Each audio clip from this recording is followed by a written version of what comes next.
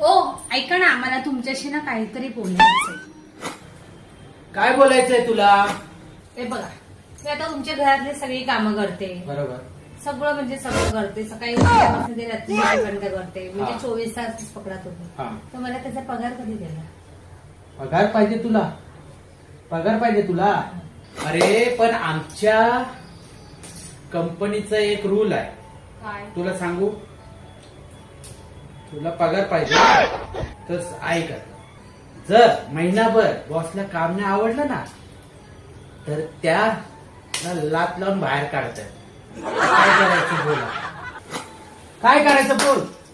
हो, नको नको नको नको. काय? मी देते तुम्हाला जे पाहिजे ते देते सगळं. थांबा आता. अरे पगार नको घे. नको, पगार नको तुमच्या.